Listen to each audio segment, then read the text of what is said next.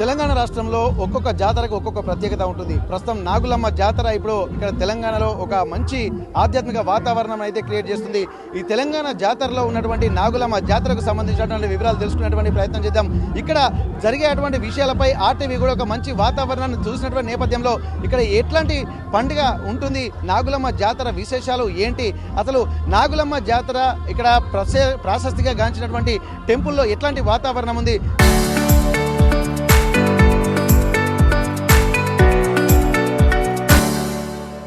ప్రస్తుతానికి నాగులమ్మ కొలువై ఉన్నటువంటి పూజా మందిరానికి కూడా మనం వెళ్దాం. ఒకసారి ఇక్కడ నాగులమ్మ జాతరలో ఉన్నటువంటి టెంపుల్లో ఉన్నటువంటి విశేషాలన్నీ తెలుసుకునేటువంటి ప్రయత్నం చేద్దాం. ఇప్పటికే శ్రీ రామకృష్ణ స్వామి గారు మనకు చాలా విషయాలు చెప్పినటువంటి నేపథ్యంలో ఇప్పుడు ప్రస్తుతానికి ఈ టెంపుల్లో ఉన్నటువంటి ప్రత్యేకతలు ఏంది, నాగులమ్మ జాతర జరుపుకోవడానికి ఇక్కడ ఉన్నటువంటి టెంపుల్లో ఉన్నటువంటి ఆర్కిటెక్చర్ ఎట్లా ఉంది, మరి ఇప్పుడిప్పుడే భక్తులు తరలి వస్తున్నటువంటి నేపథ్యంలో ఈరోజు ఇక్కడ మాఘశుద్ధ పౌర్ణమి తర్వాత వచ్చేటువంటి పౌర్ణమికి ఈ నాగులమ్మ జాతర జరుగుతుంది.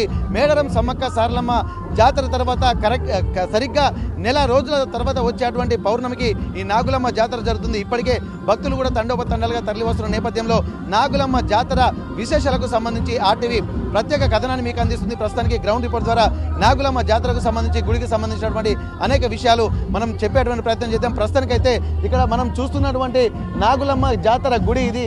ఇక్కడ ఉన్నటువంటి పోతరాజు అలాగే అడవి జంతువులు కూడా ఉంటున్న నేపథ్యంలో ఇక్కడ వనదేవతలనే చూపిస్తున్నటువంటి నేపథ్యంలో ప్రకృతి ఆరాధనగా ఇక్కడ తమ సాంప్రదాయాలు ఉంటాయని చెప్పి ఆదివాసీ పూజలు చెప్తున్నటువంటి నేపథ్యంలో ప్రస్తుతానికైతే ఇక్కడ చూస్తున్నటువంటి పులితో పాటు ఇక్కడ జింకలు ఇక్కడ మనకు దర్శనం ఇస్తున్నాయి. ఇక్కడి నుండి అమ్మవారి జాతరకు సంబంధించినటువంటి విశేషాలు మనం తెలుసుకునేటువంటి ప్రయత్నం చేద్దాం. మరోసారి ఈ నాగులమ్మ దేవాలయంలోకి మనం ప్రవేశిస్తున్నాము. ఇక్కడి నుండి మనం చూడొచ్చు ప్రస్తుతానికైతే ఇక్కడ ప్రతి ఆలయానికి కూడా ఒక ధ్వజస్తంభం అనేది ఉంటుంది.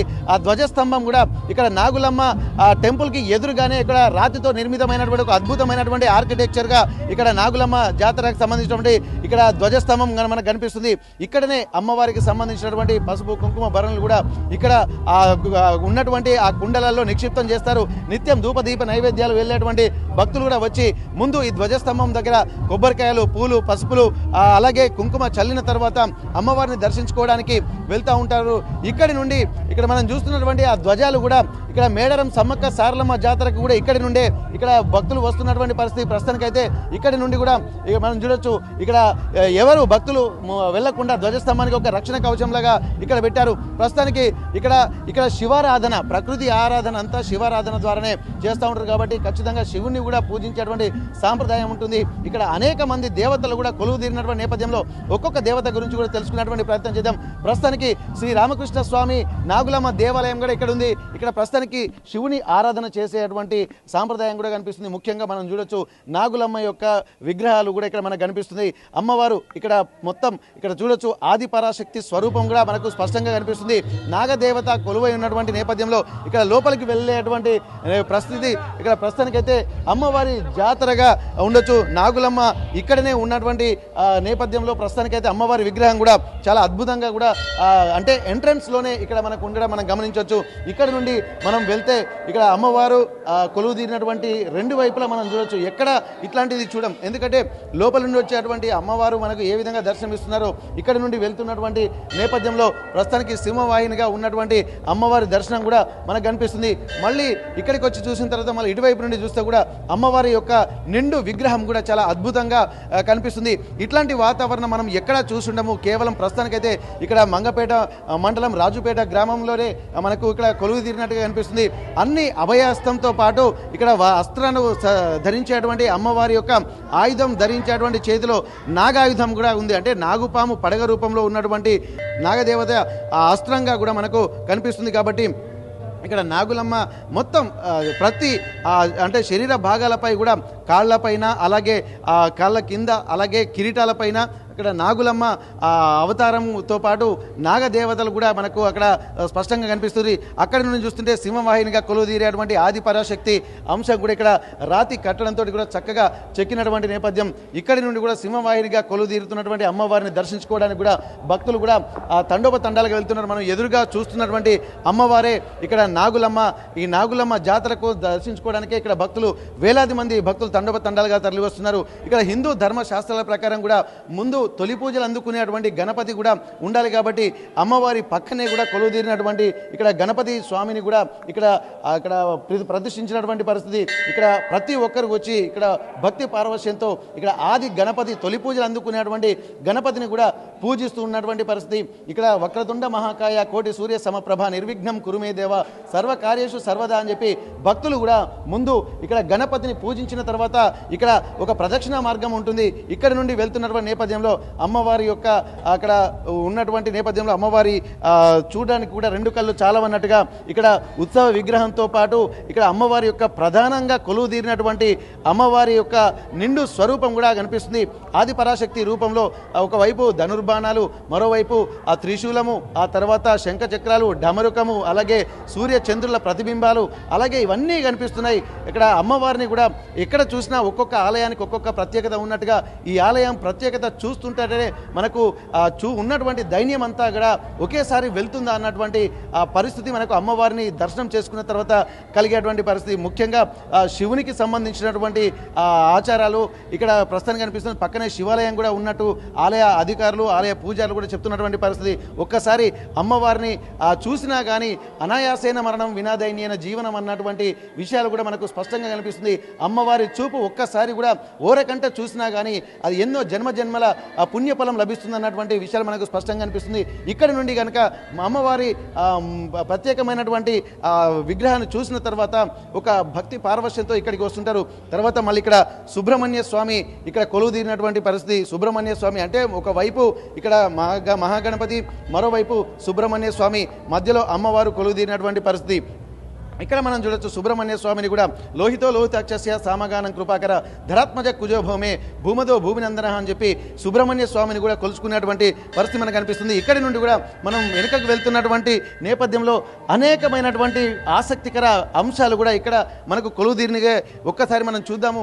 ఇక్కడ అమ్మవార్లను తీసుకుంటే మాత్రం ఇక్కడ మనం చూడొచ్చు. ఇక్కడ సమ్మక్క సారలమ్మ జాతరకు దీనికి ఏం సంబంధం అనేది కూడా మనం గమనించవచ్చు. కానీ ఇక్కడ సమ్మక్క సారలమ్మ జాతరకు సంబంధించి కూడా ఇక్కడ సమ్మక్క యొక్క అంటే తన సవతి ఎవరైతే ఉన్నారో నాగులమ్మగా చెప్తున్నారు. ముందు పగిడిద్దరాజును వివాహం చేసుకున్నటువంటి నాగులమ్మ, ఆ తర్వాతనే సమ్మక్క చేసుకున్నట్టుగా ఇక్కడ ఉన్నటువంటి వాళ్ళు చెప్తున్నారు. ఇప్పటి వరకు మనం చూస్తున్నాము సమ్మక్క సారలమ్మ గద్దెలు ఎక్కడా కనిపించవు మనకి ఇక్కడ. ఎందుకంటే గద్దెల రూపంలోనే కొలువు ఉన్నటువంటి విశిష్టమైనటువంటి వాతావరణం మనం మేడారంలో చూస్తున్నాం. అట్లాంటి మేడారంలో కూడా మనము కనిపించని విచిత్రమైనటువంటి వాతావరణం ఇక్కడ సమ్మక్క సారలమ్మలు కూడా ఇక్కడ ఆయుధాలు, శస్త్రాలు, ధనుర్బాణాలు యుద్ధంలో ఏ విధంగా అయితే అంటే విజృంభించారో ఆ విధానం అంతా ఇక్కడ అమ్మవారు కొలువు తీరినట్టుగా మనకు కనిపిస్తుంది. ఓవైపు సమ్మక్క, మరోవైపు సారలమ్మ కూడా కనిపిస్తుంది. మధ్యలో ఇక్కడ ఒక మంచి వేప చెట్టు అంటే అమ్మవారికి రక్షణగా నీడలాగా ఇస్తున్నటువంటి పరిస్థితి మనకు కనిపిస్తుంది ప్రస్తుతానికి. మరోవైపు సారలమ్మ గద్దెను చూస్తున్నాము. చేతిలో కత్తి, మరోవైపు డాలు అంటే యుద్ధంలోకి విజృంభిస్తున్నటువంటి సమయంలో అమ్మవార్లు ఏ విధంగా ఒక సింహనాదం చేశారో అట్లాంటి వాతావరణం కూడా ఇట్లాంటి విగ్రహ రూపంలో కనిపిస్తుంది.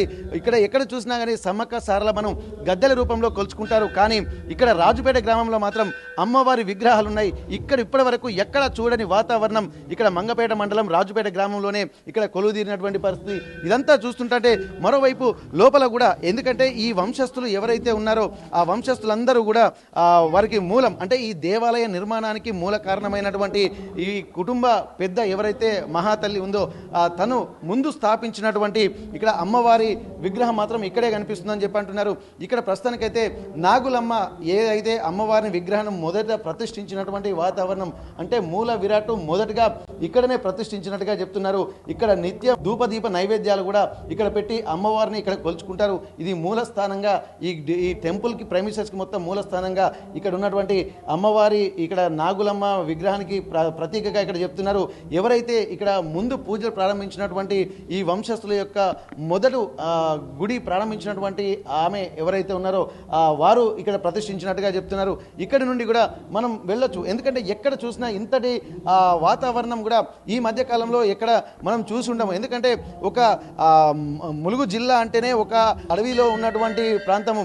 అట్లాంటిది ఇంత ఆధ్యాత్మిక వాతావరణము ఇక్కడ ఉన్నటువంటి టెంపుల్ యొక్క ప్రాశస్త్యం చూస్తుంటే మనకు చాలా విషయాలు కొత్త విషయాలు తెలుస్తున్నాయి. ఇక్కడ ప్రస్తుతానికి అమ్మవారు ఆ వేప చెట్టు కింద కొలువైనటువంటి ఆ విగ్రహాన్ని అయితే మనం చూస్తున్నాము. ఇక్కడ ఎక్కడ చూసినా కానీ అమ్మవారు వేప కొమ్మలు లేకుండా ఎక్కడ మనం పండుగలు జరపము. కాబట్టి ఇక్కడ కూడా అమ్మవారు కొలువు తీరి వేప చెట్టు కింద పుట్టల నుండి ఉద్భవించినటువంటి మూర్తి స్వరూపంలో అమ్మవారు ఇక్కడ మనకు ప్రత్యేకంగా కొలువు తీరినటువంటి పరిస్థితి. ఇక్కడికి వచ్చిన తర్వాత కోరిన కోరికలు మొక్కి తాను భక్తులను కూడా మొత్తం ఉద్ధరించేటువంటి అవకాశం అయితే కనిపిస్తుంది. ఇక్కడికి వచ్చిన తర్వాత మరొక అద్భుతమైనటువంటి వాతావరణం ఏంటంటే ఇక్కడ ప్రస్తుతానికి ఇక్కడ నాగులమ్మ ఇక్కడ ప్రత్యేకమైనటువంటి విగ్రహాలు ఇవన్నీ మనం చూస్తున్నాము. సంతానము లేనటువంటి వాళ్ళు ఎవరు వచ్చినా కానీ ఈ విగ్రహాల దగ్గర వచ్చి ఇక్కడ పూజలు చేసి భక్తి పూతో పూజలు చేసినటువంటి వాళ్ళందరికీ కూడా సంతానం కలుగుతుందని చెప్పి అంటున్నారు. మొత్తం మనం చూడొచ్చు దాదాపు అన్ని నాగదేవతల ప్రతిమలు ఎన్నో కనిపిస్తున్నాయి. ఇది ఎక్కడా మనకు కనిపించదు. ఇట్లాంటి వాతావరణం వచ్చేటువంటి భక్తులు కూడా ఇక్కడికి వచ్చిన తర్వాత ఈ వాతావరణాన్ని చూస్తుంటా అంటేనే ఎంతో ఒక అద్భుతమైనటువంటి ఆలోచనలకి అలాగే ఒక భక్తి తత్పరలకు లోనవుతుంటా ఉంటారు. ఇన్ని విగ్రహాలను చూసిన తర్వాత ఎవరికైనా సరే ఇక్కడ అమ్మవారు ఇక్కడ నిజంలో ఏదో స్థల పురాణం ఉంది, ఒక శక్తి కేంద్రీకృతం అవుతుంది, శక్తి జాగృతం అవుతుంది అన్నటువంటి ఒక భావోద్వేగానికి కూడా లోనయ్యేటువంటి అవకాశం ఉంటుంది. సింహవాహినిగా ఉన్నటువంటి అమ్మవారి ప్రతిమ కూడా ఇక్కడ మనకు ప్రత్యక్షంగా కనిపిస్తుంది. ఇక్కడ రెండు విగ్రహాలు కూడా అమ్మవారి యొక్క స్వరూపాలు కూడా మనకు కనిపిస్తున్నాయి. ఇక్కడి నుండి చూసినట్టయితే ఇక్కడ ప్రతిదీ కూడా ఒక ఆధ్యాత్మిక వాతావరణం అయితే మనకు కనిపిస్తుంది. ఇక్కడ నుండి మనం వెళ్తుంటే ఎక్కడికి వెళ్ళినా కానీ అంటే ఈ గుడి ప్రెమిసెస్లో మాత్రం అంతా ఒక ఆధ్యాత్మిక వాతావరణం. ఇక్కడ అంటే రెండు రకాల ఆచారాలు కూడా మనకు కనిపిస్తున్నాయి. ఒకటి ఆదివాసీ సాంప్రదాయాలతో పాటు ఇప్పుడు ఆధ్యాత్మికంగా ఉన్నటువంటి భక్తి తత్పరతలు కూడా కనిపిస్తున్నాయి. సమ్మక్క సారలమ్మ వనదేవతలను పూజించడమే కాకుండా శివుడు, గణపతి, అలాగే సుబ్రహ్మణ్య స్వామి, అలాగే హనుమంతుడు వీళ్ళందరూ కూడా ప్రకృతిని పూజించి ప్రకృతి యొక్క తత్వానికి ప్రతీకలుగా ఉన్నారు. కాబట్టి అందరినీ కూడా కొలుచుకునేటువంటి సాంప్రదాయం మాకు ముందు నుండే వచ్చిందన్నటువంటి విషయాలు కూడా అద్భుతంగా చెప్తున్నటువంటి పరిస్థితి. మరికొన్ని దేవాలయాలు కూడా ఇందులో ఉన్నాయి, అవి కూడా చూసేటువంటి ప్రయత్నం చేద్దాం. మరోవైపు ఎక్కడ చూసినా కానీ ఈ అమ్మవారి విగ్రహాలతో పాటు ఒక భక్తి తత్పరతలు కూడా కనిపిస్తున్నటువంటి పరిస్థితి. మరోవైపు మనం చూసేటువంటి ప్రయత్నం చేద్దాం. మరొక టెంపుల్ మనం దీంట్లోనే చూద్దాం ఒకసారి. ఇక్కడ హనుమంతుడు కొలువు తీరినటువంటి ప్రాంతం. ఇక్కడ ఒంటె వాహనం ఎదురుగా ఉంది. ఆ తర్వాత హనుమంతుడి విగ్రహం కూడా చాలా అద్భుతంగా ఉంటున్న నేపథ్యంలో ఇక్కడి నుండి హనుమంతుని జెండా తీసుకొని ఇక్కడ మేడారం జాతరకు వస్తూ ఉంటారు. ఇక్కడ సారలమ్మ, పగిడిద్దరాజు, గోవిందరాజుల జెండాలు పట్టుకొని వచ్చినట్టుగా ఇక్కడ నాగులమ్మ దగ్గర నుండి కూడా వచ్చేటువంటి సమయంలో కూడా హనుమంతుని జెండా మాత్రం ఇక్కడ రెపరెపలాడుతుంది. కాబట్టి ఈ హనుమంతుని జెండా కూడా ఒక రక్షణ కవచంగా కూడా ఇక్కడ ఉన్నటువంటి భక్తులు భావిస్తుంటా ఉంటారు. మరొక వైపు ఇక్కడ పక్కనే ఉన్నటువంటి అనేక ఆలయాలు దీంట్లో ఉన్నాయి. ఇక్కడ ఆలయాలను చూస్తుంటే కూడా మనకు స్పష్టంగా ఒక భక్తి భావన మనకు తెలుస్తుంది. గుడిలోకి వచ్చే సమయంలోనే ఇంత మంచి వాతావరణం చూసిన తర్వాత మనము ఎక్కడ ఇట్లాంటి ఆధ్యాత్మిక అనుభూతి పొందలేమో అన్నటువంటి ఒక ఫీలింగ్ అయితే మనకు కనిపిస్తుంది. ఇక్కడ మరోవైపు నవగ్రహాలు కూడా ఇక్కడ పూజ చేసుకోవడానికి వాళ్ళు కూడా వస్తుంటారు. నవగ్రహాలకు సంబంధించినటువంటి విషయాలు కూడా మనం ఒకసారి చూడొచ్చు. ఎక్కడ చూసినా కానీ ఇక్కడ ఆదిత్యాయ చ సోమాయ మంగళాయ బుధాయ చ గురు శుక్ర శనిభ్యశ్చ రాహవే కేతవే నమః అనుకుంటూ నవగ్రహాలను పూజించేటువంటి సాంప్రదాయం కూడా దేశవ్యాప్తంగా ఉంటుంది. కాబట్టి నవగ్రహాలను పూజించుకుంటూ కూడా వచ్చేటువంటి వాతావరణాన్ని కూడా ఇక్కడ మంచి ఆధ్యాత్మికంగా కల్పించినటువంటి పరిస్థితి. మరోవైపు ఇక్కడి నుండి వెళ్తున్నటువంటి క్రమంలో ఇక్కడ అమ్మవారు గద్దెలకు కొలువు తీరేటువంటి వాతావరణం అయితే మనకు కనిపిస్తుంది. ప్రస్తుతానికైతే ఇక్కడ మనం సమ్మక్క సారలమ్మ జాతరకు సంబంధించినటువంటి విశేషాలు కూడా తెలుసుకునేటువంటి ప్రయత్నం చేద్దాం. ఇక్కడ అన్నిటికంటే ముఖ్యంగా శివుడు అంటే ఇక్కడ ఈ శివుని యొక్క గుడి మంచి ఆధ్యాత్మిక వాతావరణం. శివుడు ఉన్నాడంటేనే ఒక సృష్టికి మూలమైనటువంటి విధానంగా మనం చెప్పుకోవచ్చు. ఓం నమ శివాయ అన్నటువంటి పంచాక్షరి మంత్రం అనేది అందరికీ తెలిసిందే. దేశవ్యాప్తంగా ఎక్కడ చూసినా కానీ ఇక్కడ హరుడు అని చెప్పి మనం చెప్పుకుంటూ ఉంటాము. కాబట్టి ఇక్కడ శివాలయాన్ని కూడా ఇక్కడ ప్రత్యేక ఆకర్షణగా చెప్పుకోవచ్చు. ఇక్కడ ఉన్నా సరే బిందెలతోటి గోదావరి నది నీళ్లు తీసుకొచ్చి ప్రస్తుతానికి ఇక్కడైతే ఇక్కడ నిలిపేయించారు. ఆ స్వామివారికి బ్రాహ్మీ ముహూర్తంలో కూడా అగ్నిగుండాలు వెళ్ళేటువంటి సమయంలో కూడా ఈ నీటితోటి అభిషేకాలు చేసి ప్రత్యేకమైనటువంటి పూజలు చేసేటువంటి పరిస్థితులు కనిపిస్తున్నాయి. మరొక వైపు మనం చూడొచ్చు. ఇక్కడి నుండే మనం ఒకసారి చూద్దాం. ప్రస్తుతానికి సమ్మక్క సారలమ్మ గద్దెలు కూడా మనకి ఇక్కడ నుండి మనకు కనిపిస్తున్నాయి. ఓవైపు సమ్మక్క అలాగే సారలమ్మ గద్దెలు కూడా మనకు కనిపిస్తున్నాయి. తర్వాత గోవిందరాజు పగిడిద్దరాజుతో పాటు ఇక్కడ ఘటిక మహారాజు అనే స్వామి కూడా ఇక్కడ అంటే పగిడిద్దరాజు కంటే పెద్దవాడు అన్నట్టు తెలుస్తుంది. ప్రత్యేకించి ఇక్కడ మంచి వాతావరణం కూడా ఆ సమ్మక్క సారలమ్మ జాతరలో ఎట్లాంటి వాళ్ళు ఉన్నప్పుడు ఏ విధంగా వాతావరణం ఉందో అట్లాంటి వాతావరణం కూడా మనం చూస్తున్నాము. అక్కడ కుటీరం అయితే ఒకటి కనిపిస్తుంది. ఇక్కడ గోవిందరాజు పగిడిద్దరాజు అలాగే సమ్మక్క సారలమ్మల కుటీరాలు ఆ కాలంలో ఏ విధంగా ఉన్నాయో అదే ప్రత్యక్షంగా ఇక్కడ కొలువు తీరే విధంగా ఒక డెమో ఇక్కడ ఇక్కడ కుటీరాన్ని కూడా ఏర్పాటు చేసినటువంటి పరిస్థితి. ఇట్లాంటి వాతావరణం కూడా చాలా ఆద్యంతం అద్భుతంగా ఉండేటువంటి వాతావరణం ఉంది. అందుకే ఇక్కడ ఇక్కడ ములుగు జిల్లాలో ఇప్పటి వరకు ఆదివాసీ గిరిజన జాతరలే మనం చూసాము. ఆ తర్వాత మేడారం సమ్మక్క సారలమ్మ జాతరలు చూసిన తర్వాత అంతటి ప్రాశస్తం మళ్ళీ ఎక్కడైనా ఉందంటే ఎన్నో టెంపుల్ ఉన్నాయి. కానీ మళ్ళీ మరొక ఆదివాసీ గిరిజన జాతరగా నాగులమ్మ జాతర ఉంటుంది. మాఘశుద్ధ పౌర్ణమికి సమ్మక్క సారలమ్మ జాతర జరుగుతుంటే ఆ తర్వాత వచ్చేటువంటి పౌర్ణమికి నాగులమ్మ జాతర కూడా అంగరంగ వైభవంగా జరుగుతుంది. భక్తులు కూడా మేడారం జాతరలో ఎట్లాంటి ఒక అనుభూతి పొందుతున్నారో నాగులమ్మ జాతరకు కూడా తండోపతండాలుగా భక్తులు తరలి వస్తున్నారు. ఈ ఆనందానుభూతులు వ్యక్తం చేస్తూ తమ కుటుంబ పిల్ల పాపలు మంచిగా ఉండాలి, మళ్ళొచ్చే 2 ఏళ్లకు అందరూ మళ్ళీ కుటుంబంతో వస్తామన్నటువంటి విధానాలను కూడా భక్తి తత్పరలతో ఇక్కడ అమ్మవారికి మొక్కులు చెల్లించుకునేటువంటి సాంప్రదాయం కూడా కనిపిస్తుంది. కానీ ఇవన్నీ ఒకెత్తు ఇక్కడ ఆదివాసీ సాంప్రదాయాల ప్రకారమే తాము పూజలు నిర్వహిస్తామని చెప్పి ఇక్కడ ఉన్నటువంటి శ్రీ రామకృష్ణ స్వామి వారు చెప్తున్నటువంటి విధానం చూస్తుంటే ఇది ఒక సేవా భావంతో చేస్తున్నట్టుగా మనకు స్పష్టంగా తెలుస్తుంది. ఇక్కడ ఎక్కడ హంగులు ఆర్భాటాలు కాకుండా కేవలం భక్తి భావనతోటి మాత్రమే గుడి నిర్వహణ జరుగుతుందని చెప్పి ఇక్కడ స్పష్టంగా చెప్తున్నటువంటి పరిస్థితి. భక్తులు మాత్రం వచ్చేటువంటి వాళ్ళు అమ్మవారి ప్రసన్నురాలైన తర్వాత భక్తులకు ఇచ్చేటువంటి ఆశీర్వచనాలతో ఇక్కడ ఉన్నటువంటి పిల్ల పాపలు సంతోషంగా ఏ విధంగా ఉంటారో వారి కళ్ళల్లో సంతోషాన్ని చూసి తాము కూడా ఆనందం ఉంటాము అని చెప్పి ఇక్కడ ఉన్నటువంటి గుడి నిర్వాహకులు కూడా చెప్తున్నటువంటి పరిస్థితి. ఏదేమైనప్పటికీ కూడా ఇట్లాంటి వాతావరణం అంటే ప్రకృతిలో మమేకమవుతూ ప్రకృతిని పూజించేటువంటి ఒక ఆరాధనా భావం కూడా ఎక్కడైనా కనిపిస్తుందా అంటే ఇక్కడ ఉన్న ప్రతి అంశాన్ని చూస్తుంటే కూడా మనకు కనిపిస్తుంది. దేవతలు అనేటువంటి వాళ్ళు కూడా తమకు ఆ శక్తినిచ్చి ఆ కుటుంబం పిల్ల పాపలను కూడా సమృద్ధిగా చేసేటువంటి శక్తిని ఇస్తారన్నటువంటి ఒక భావనతోనే గుళ్ళకు వస్తారు. ఆ జాతరలు కూడా అదే భావనతో చేస్తూ ఉంటారు. కాబట్టి ఇంత మంచి జాతర నిర్వహణ చాలా అద్భుతంగా జరుగుతుంది. ఇప్పటి వరకు మరి నాగులమ్మ జాతర సమ్మక్క సారలమ్మ జాతర తర్వాత జరిగేటువంటి ములుగు జిల్లాలో 2వ అతిపెద్ద జాతరగా కూడా దీన్ని అభివర్ణిస్తున్నటువంటి పరిస్థితి. ములుగు జిల్లా మంగపేట మండలం రాజుపేట గ్రామం నుండి కెమెరా పర్సన్ వంశీతో వెంకటరత్నం, RTV వరంగల్. చరిత్ర సృష్టించినోడు ఇప్పుడు ఆ చరిత్రని తిరగరాయబోతున్నాడు.